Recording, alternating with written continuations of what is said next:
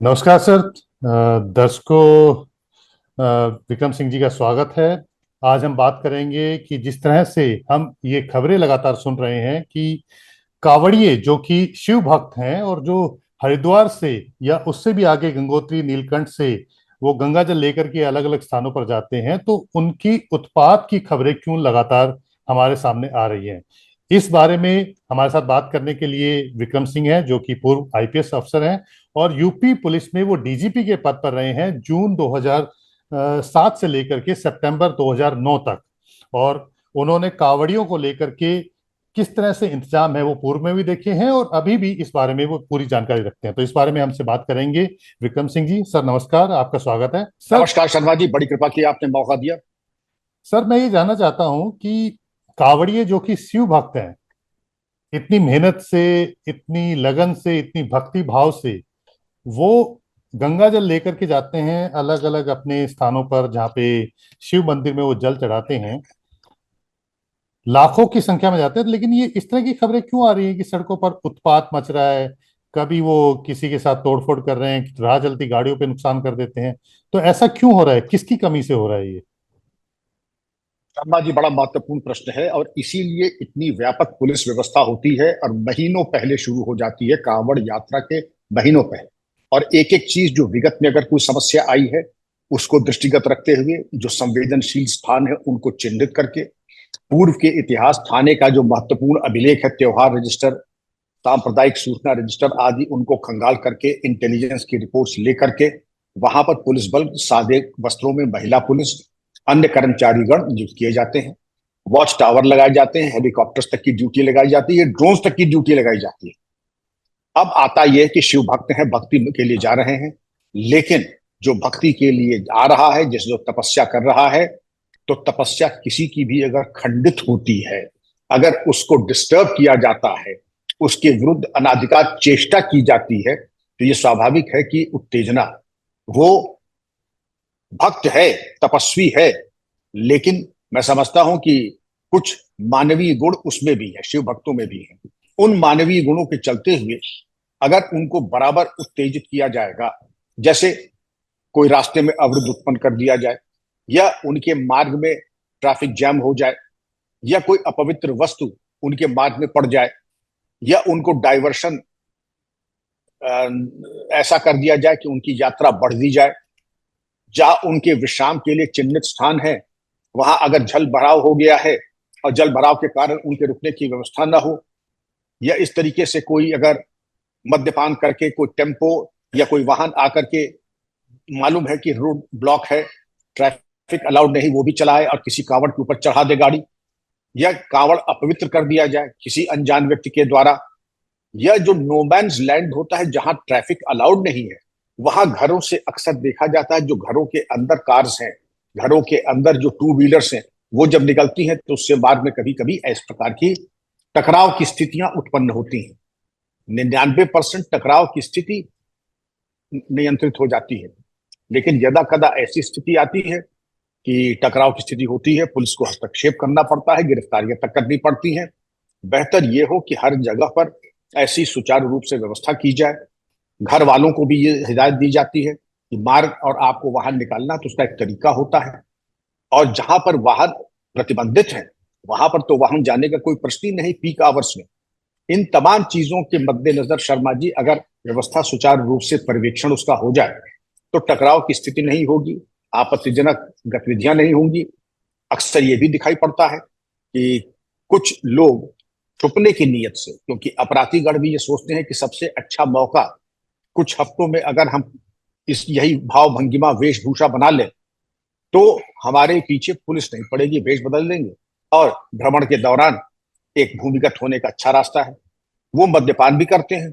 आपने भी सुना होगा कि 3 दिन पहले एक शराब का जखीरा पकड़ा गया। तो शराब का जखीरा अगर पकड़ा गया तो किसके लिए पकड़ा गया? आपके लिए, हमारे लिए तो पकड़ा नहीं गया। बिल्कुल सही बात कह रहे हैं जाहिर आप। है कि उस मार्ग में जो लोगों में इशारा नहीं कर रहा, उस मार्ग पे जो लोग हैं, कौन लोग हैं? दुकानदार हैं, औसत लोग हैं, कौन है? मैं आपके विचार पर और इसके ऊपर छोड़ देता हूं, निर्णय शक्ति के ऊपर। लेकिन अगर शराब की वहां तस्करी हो रही है तो जाहिर है कि कोई उपभोक्ता होगा। शराब के नशे में कोई टकराव हो तो शर्मा जी इसको लेकर भी लोगों को जागरूक रहना चाहिए। आपने एक बड़ी महत्वपूर्ण बात की जिसको लेकर के बार बार सवाल आता है कि जब प्रशासन जो है वो पूरी व्यवस्था कर रहा है, उसके बावजूद ये इस तरह घटनाएं आती हैं, तो कहीं ना कहीं कुछ जो लोग हैं जो उनके मार्ग को कहीं अवरुद्ध कर देते हैं, या कहीं गाड़ी जो है जो कि उनका रास्ता है वहां पर गाड़ी घुसाने की कोशिश करते हैं। क्योंकि हमने ये घटना देखी है, उसमें जो सबसे पहली बात वजह निकल करके सामने आई है वो यही निकल करके सामने आई है कि कांवड़ियों के रास्ते में किसी गाड़ी ने उनके जल को खंडित कर दिया, या कोई बीच में उनके आकर के टकरा गया। तो इससे बचाव का रास्ता क्या है? क्या जब पुलिस व्यवस्था करती है, प्रशासन व्यवस्था करती है, तो उस रोड पर चलने वाले लोगों को, ट्रैफिक को पूरी तरह से हिदायत नहीं जाती? क्या कहीं कोई कमी रह जाती है जो इस तरह की जो घटनाएं हैं वो कहीं ना कहीं उत्पन्न हो जाती हैं? ऐसा मैंने निवेदन किया शर्मा जी कि इस कांवड़ यात्रा की व्यवस्था महीनों पहले से चलती है। निरंतर कई पूर्वाभ्यास होते हैं, संवेदनशील स्थान चिन्हित किए जाते हैं कि विगत 25 साल में कहां कहां समस्याएं उत्पन्न हुई, वहां दूना तिगुना पुलिस बल लगाया जाता है। सीसीटीवी कैमरास लगा के कंट्रोल रूम से हम्म, मॉनिटरिंग की जाती है। लेकिन ये एक व्यवस्था है जहां 99% भी फेल मार्क्स है। 1% नंबर भी अगर कम आए तो फिर समझिए व्यवस्था फेल मानी जाएगी। यहाँ पर अगर एक घटना भी हो जाती है, आपका सवाल वाजिब है, नहीं होना चाहिए। और जिन जिन वर्षों में बिल्कुल अभेद्य सुरक्षा व्यवस्था सुनिश्चित की गई, तो शर्मा जी बिल्कुल ये यात्रा निर्विघ्न, निष्कंटक और निरापद और बिना किसी घटना के वो पूर्ण हुई। अगर हम लापरवाह रहेंगे या हम खुद ही कांवड़ियों के साथ मिल करके हम खुद ही उत्सव मनाने लगेंगे, हम्म, पुलिस कर्मियों का काम उत्सव मनाना नहीं है। उनका काम साक्षी भाव भी नहीं है। उनका नाम मूक दर्शक होकर के भी देखना नहीं है। क्रियाशील होकर के और वहां पर सुनिश्चित करें कि पत्ते पत्ते पर उनकी नजर हो। कहीं जहां भी संभावना हो तो बिल्कुल संभावना इसके पहले की फलीभूत हो, उसके पहले ही उसका निस्तारण और निराकरण कर दें। प्रोएक्टिव पुलिसिंग सुनिश्चित करें। लेकिन जहां कहीं इसमें कमी आती है वहां पर दुर्घटना, सावधानी हटी, दुर्घटना घटी शर्मा जी। बिल्कुल। मैं इसी इसी से जुड़ा हुआ सवाल पूछना चाहता था, क्योंकि इस समय हमारे करंट डीजीपी हैं प्रशांत कुमार जी, लेकिन हमने पूर्व में देखा कि किस तरह से प्रशांत कुमार खुद जब कावड़ियों के ऊपर हेलीकॉप्टर से पुष्प वर्षा कर रहे थे, जो पुलिसकर्मी है कहीं ना कहीं, मैं नहीं कहता कि भक्तिभाव नहीं होना चाहिए, भक्तिभाव होना चाहिए, जो भी अपने धर्म को मानते हैं भक्तिभाव होना चाहिए, लेकिन जो पुलिस की वर्दी अगर आप धारण कर लेते हैं तो सबसे पहली जो चीज होती है वो लॉ एंड ऑर्डर को आपको मेंटेन रखना। क्या कहीं ना कहीं इसकी वजह से कहीं ना कहीं लापरवाही बरती जाती है, और जो कावड़ी हैं वो भी इस बात को कह सकते हैं कि एक तरह से कह सकते हैं कि बड़े हल्के में ले लेते हैं कि हम तो कावड़ यात्रा पे चल रहे हैं और पुलिस और प्रशासन हमारे साथ ही है, हम कुछ भी करेंगे तो हमें माफी मिल जाएगी। तो क्या इस तरह का भाव जो पैदा हो जाता है इस तरह की घटनाओं से, पुलिस कर्मियों की, प्रशासन घटनाओं से, तो उसकी वजह से उनके अंदर डर खत्म हो जाता है लॉ एंड ऑर्डर का? शर्मा जी बड़ा महत्वपूर्ण प्रश्न आपने किया है और इसके बारे में मैंने भी कांवड़ यात्रा की है, लेकिन न मैं कभी मैंने कोई पुष्प वर्षा की है, न मैं उनके शिविर में गया हूं, न ही मैंने शिविर में बैठ करके वो जो भंडारा उंडारा होता है उसमें सम्मिलित हुआ। श्रद्धा पूरी है, नमन और समर्पण भी है, लेकिन जब तक ड्यूटी पर रहता हूं तो मेरा एक ही धर्म होता है कि किसी तरीके से यह त्योहार निर्विघ्न संपन्न हो जाए।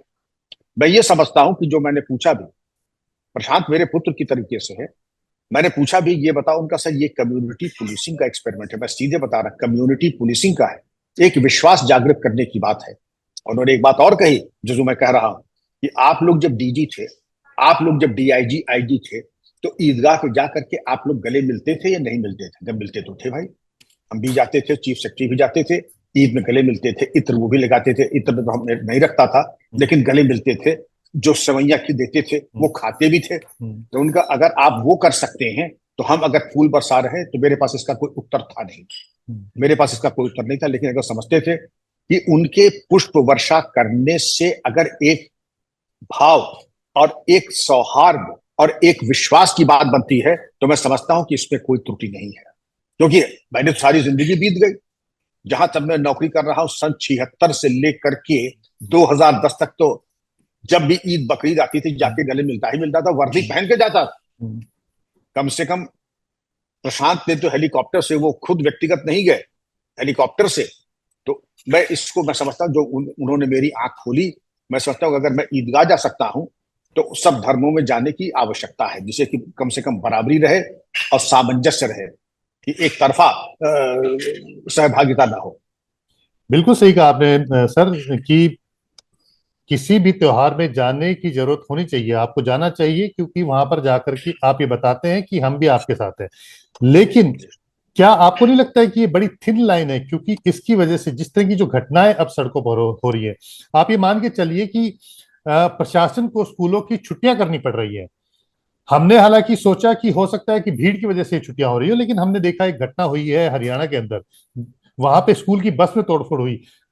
कोई ये नहीं सोच सकता कि कांवड़िए जो है स्कूल की बस में भी तोड़फोड़ करेंगे। माना कि जल खंडित होता है, गाड़ियां टकरा जाती है, कोई और वजह हो जाता है, लेकिन अगर स्कूल बस में बच्चों के साथ भी इस तरह घटनाएं हो रही हैं, तो कहीं ना कहीं ये एक अलार्मिंग सिचुएशन नहीं पैदा हो जाती है। खुद मुख्यमंत्री तक को 2 दिन पहले कहना पड़ा कि जो कांवड़िए हैं वो संयम पूर्ण रहें, शिव की भक्ति को वो आत्मसात करें, और वो इस तरह की घटनाएं ना करें। तो कहीं ना कहीं ये नहीं लगता आपको कि वो जो थिन लाइन है वो कहीं ना कहीं बिखर रही है? जिस तरह से कावड़ियों पर पुष्प वर्षा हो रही है, कावड़ियों की सेवा में पुलिसकर्मी लगे हुए हैं, कानून का जो डर है वो सबके लिए बराबर होना चाहिए। निसंदेह बराबर होना चाहिए। लक्ष्मण रेखा का सम्मान सबको करना चाहिए। कानून तोड़ने वालों की बराबर से सजा होनी चाहिए। कोई दंड से मुक्त नहीं हो सकता है। सौहार्द, प्रेम, समन्वय एक चीज है, लक्ष्मण रेखा लांघना बिल्कुल दूसरी चीज है। ये सारे जो प्रयास हैं पुष्प वर्षा के, ये सेवा के, ये तमाम इसीलिए तो है कि सौहार्द विश्वास बने।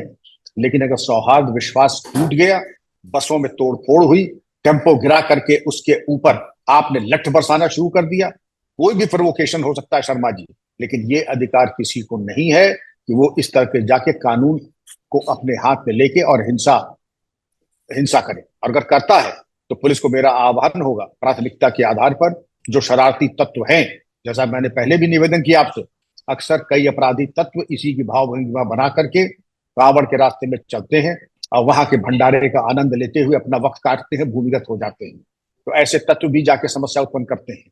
पुलिस की जिम्मेदारी है ऐसे शरारती आपराधिक तत्वों को उनका निस्तारण करें, कार्रवाई करें। और जो कानून अपने हाथ में है, कोई भी हो, आप हूं, मैं हूं, कोई कांवड़िया हो, उसके खिलाफ कार्रवाई होनी ही चाहिए।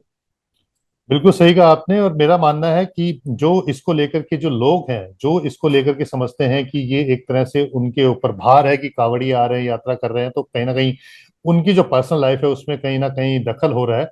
तो उनको भी इस बात को समझना पड़ेगा कि अगर कांवड़िए चल रहे हैं तो श्रद्धा पूर्वक चल रहे हैं, तो उनके रास्ते में भी इस तरह की दखल ना हो। तो इसको भी कहीं ना कहीं हमें सेंसिटाइज करने की, समझाने की, लोगों को चेताने की जरूरत है, ताकि वो भी इस मर्यादा का पालन करें कि जो ये जो समय है इस दौरान इस तरह की चीजें ना करें जिससे कि टकराव की स्थिति पैदा हो। बिल्कुल शर्मा जी, कोई भी त्योहार हो, ईद बकरीद हो, कांवड़ मेला हो, शिवरात्रि हो, ये हर्ष उल्लास, परंतु मर्यादित और शांतिपूर्ण तरीके से। यह भी सुनिश्चित होना चाहिए कि किसी को असुविधा ना हो। अगर बीमार कोई है, किसी को हार्ट अटैक बीच में हुआ है, तो क्या वो प्रतीक्षा करेगा कि कब तक कांवड़ यात्रा समाप्त हो तब ले जाएगा अस्पताल आईसीयू में? ना। इन तमाम चीजों की एसओपीज बनी हुई है। और पुलिस के कम्युनिटी पुलिसिंग के जो प्रयोग है वो इसीलिए है कि जगह जगह पर कम्युनिटी पुलिस के लोग क्रियाशील रहें। अगर किसी के यहाँ कोई मेडिकल इमरजेंसी आती है, कोई इमरजेंसी किसी तरीके की आती है, किस प्रकार ग्रीन कॉरिडोर से रुग्ण को अस्पताल में आईसीयू तक ले जाना, कोई अगर दुर्घटना होती है तो उसका समाधान करना, कहीं अगर कोई समस्या उत्पन्न होती है तो उसका समाधान करना, सारे इंतजाम इसीलिए होते हैं। डेडिकेटेड कंट्रोल रूम इसीलिए लगता है कि कोई चीज ऐसी न हो कि हम हतप्रभ हो जाए, किंग कर्तव्य रूढ़ हो जाए। कोई भी समस्या आती है, विगत में पिछले 25 साल का जो अनुभव है वो यही कहता है कि कोई भी समस्या ऐसी हो, उसका समाधान हमारे पास होना चाहिए। समाधान त्वरित होना चाहिए, निष्पक्ष होना चाहिए, पक्षपातपूर्ण नहीं होना चाहिए कि मालूम पड़े या कोई संदेश भी दे कि शासन प्रशासन और पुलिस एक तरफा कार्रवाई कर रही है। एक चीज मैं बिल्कुल समझना चाहूंगा समान। सर, मैं इस बारे में माफी के जी। साथ, जब महीनों से इसकी व्यवस्था हो जाती है, इंतजाम शुरू कर दिए जाते हैं, आपकी कैरियर भी लंबा कैरियर रहा है, आपका डीजीपी के पद पर रहे हैं, तो क्या कभी ऐसा आपको लगा है कि जो इस तरह की घटनाएं हो रही हैं इसमें कहीं ना कहीं जो कह सकते हैं अराजक तत्व जो है वो इसमें शामिल रहे हो? क्योंकि अमूमन ये देखा जाता है कि जो शिव भक्त होते हैं वो बड़े शांतिपूर्वक तरीके से चलते हैं, लेकिन स्वरूप जो है लगातार बढ़ता जा रहा है। एक डाक कावड़ है जो तेजी के साथ चलती है, फिर अलग अलग तरीके की कावड़ भी आ रही हैं। उसमें 24 घंटे 48 घंटे में तेजी से ले जाने का एक चलन नया शुरू हो गया है। लेकिन कुछ इसमें बदमाश किस्म के, जो जैसा कि आपने भी पहले बताया और हमें भी इस बात की जानकारी मिलती रही है, तो क्या आपको लगा है अभी तक कि जो इस तरह की घटनाएं हुई हैं उसमें अराजक तत्व जो है वो शामिल रहे हैं इसमें? पुलिस वालों के बारे में और योगियों के बारे में एक उक्ति है, उक्ति नहीं, एक श्लोक है भगवत गीता में। यो है तो योगियों के लिए, लेकिन पुलिस लोग कर्मियों की भी लागू होती है। या निशा सर्वभूतानाम तस्याम जागृत संयमी। जब संसार सोता है, संसारी सोते हैं, तो योगी पुरुष जागता है, और जब सोता है तब भी उसकी एक आंख खुली रहती है। ये बात जितनी योगियों के लिए प्रासंगिक है उतनी पुलिस कर्मियों के ऊपर है। मेरे कार्यकाल में किसी ने दुस्साहस नहीं किया, क्योंकि ऐसा चिन्हित कर दिया जाता था। और अगर जो शरारती तत्व मिल जाते थे उसके पहले ऐसा प्रसाद पा जाते थे, ऐसा प्रसाद पाते थे, तो जिसने भोले का प्रसाद ले लिया या पुलिस का प्रसाद ले लिया, वो दोबारा फिर दुस्साहस नहीं करता था। लेकिन प्रसाद वितरण बड़े कायदे से होना चाहिए। होशियार को इशारा काफी है, आप समझ गए होंगे मेरा अभिप्राय। चप्पे चप्पे पर हमारे खोजी पुलिसकर्मी रहते थे, कांवड़ के भेष में पुलिसकर्मी रहते थे। मौका दीजिए सेवा का, वो सेवा होगी आप याद करेंगे। और अपराधियों को चिन्हित करके वहीं का वहीं ऐसा निस्तारण होता था कि पता नहीं लगा कि वो गए कहाँ। जब पता लगा कि वो लोग वो कहाँ गए, तो मालूम पड़ा कि वो मेरठ जेल में है, मुजफ्फरनगर जेल में है, वो हरिद्वार जेल में है, वो देहरादून जेल में है। तो जहां इच्छा शक्ति हो, आपके पास समाधान है। लेकिन आप भी अगर जाकर के भंडारा खाने लगेंगे, आप भी जाकर के वहां पे जाकर के नृत्य मंडली में शामिल हो जाएंगे, तो फिर पुलिसिंग पुलिसिंग का इनसे कोई लेना देना नहीं है। बिल्कुल सही कहा आपने। ये बड़े वाजिब बात कही है कि कहीं ना कहीं जो प्रसाद जो सीधे तरीके से मिलना चाहिए, वो प्रसाद में कहीं ना कहीं कमी रह रही है। यानी कि मैं अगर मैं इसे कहूं, तो जो आपराधिक जो चरित्र के लोग हैं उनको उनके ऊपर लगाम ढंग से कसी नहीं जा रही है, और उसी की वजह से इस तरह की घटनाएं अब देखने को मिल रही है। आपका बहुत बहुत धन्यवाद सर, जो आपने इस महत्वपूर्ण चर्चा करने के लिए समय निकाला, और आपने बड़ी अच्छी बातें बताई कि किस तरह से पुलिस को अपने तंत्र को मजबूत करने की जरूरत है ताकि इस तरह की घटनाएं ना हो। धन्यवाद सर। धन्यवाद शर्मा जी, बड़ी कृपा की आपने अवसर दिया। धन्यवाद।